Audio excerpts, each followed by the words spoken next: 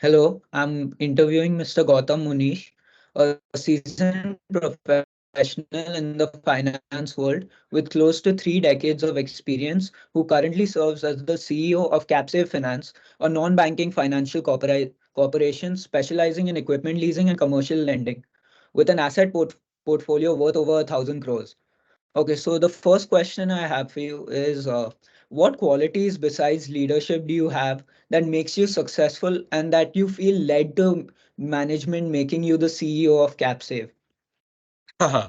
That's a wide sweeping question. So, but I'll try and keep it as succinct as possible in terms of my response times. So, well, the ability to build bridges with clients and stakeholders. Um, when I say clients, obviously the external stakeholders could be external and Yeah. internal.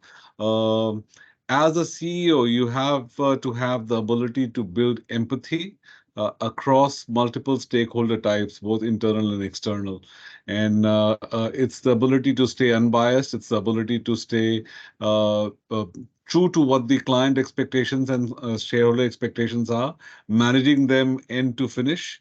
And that's, I guess, a trait that one has developed over a period of time. Okay.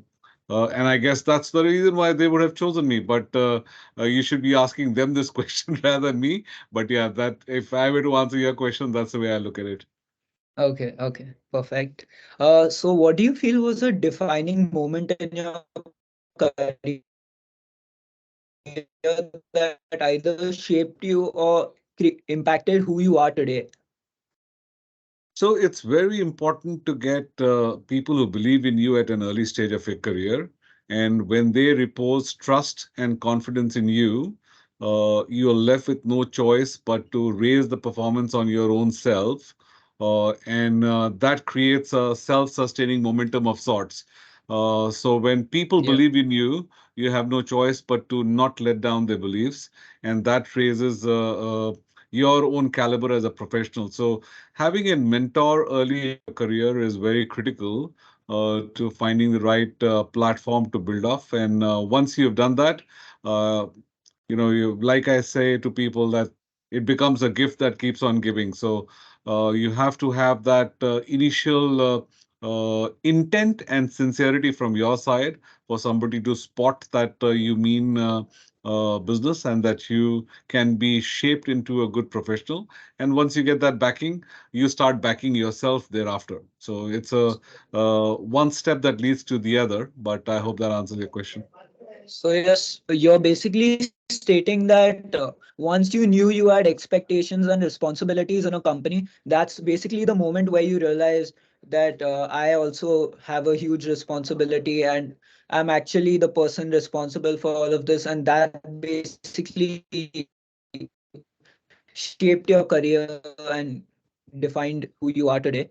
Yeah, yeah. So in a way, when you are given responsibility, and like they say very beautifully in that Spider-Man movie, that with great responsibility comes complete accountability.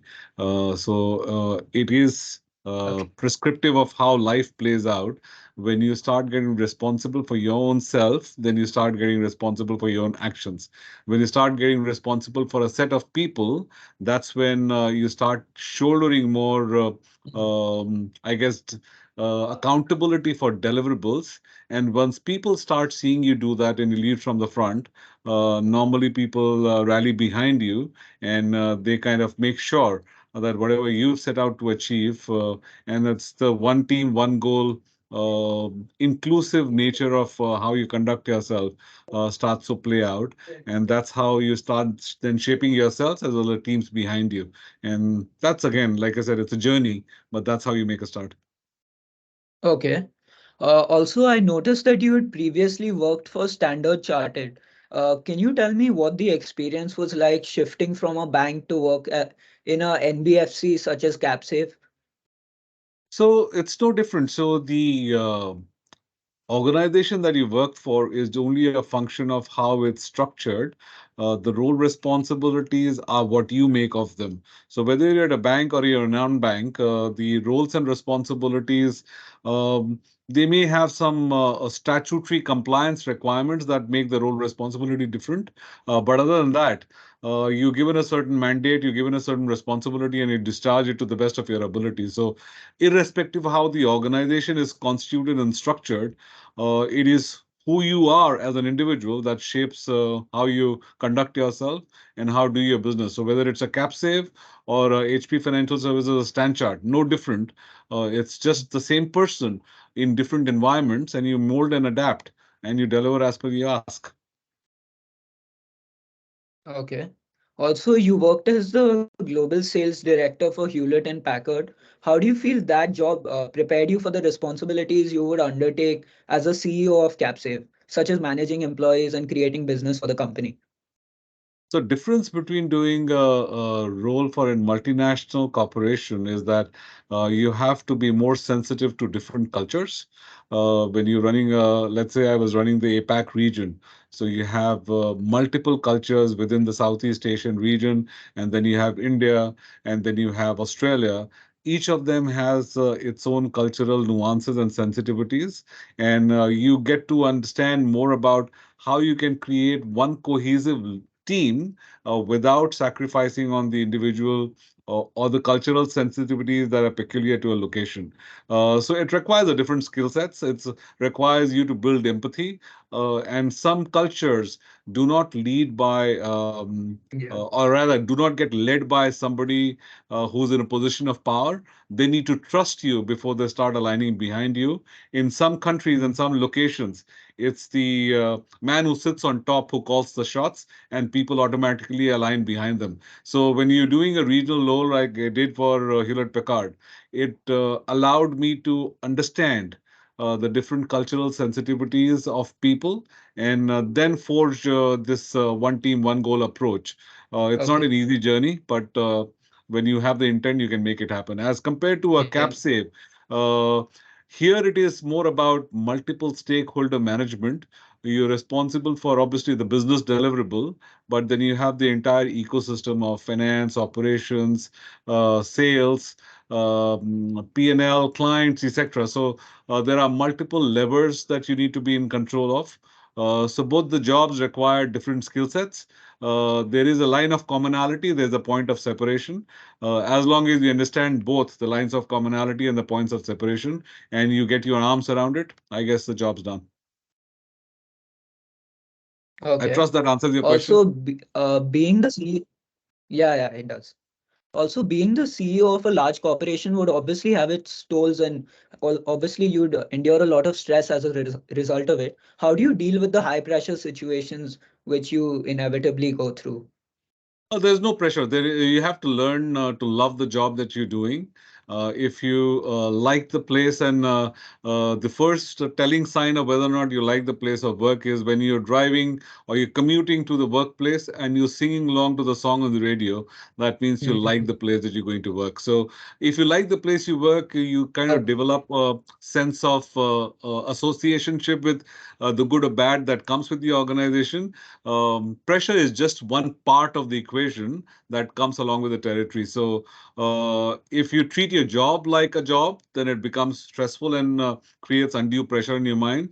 If you create a sense of alignment and love for what you do, then there's no stress. There's just at times pressures on meeting deadlines, but there's no stress. Okay. This is a bit of a generic question, but who were your role models growing up? Sorry, your voice cracked up. Would you mind repeating this? Yeah, yeah. I was saying, who were your role models growing up? Oh, okay. So different phases, different people. At one stage, it was your dad. At one stage, it was your English teacher.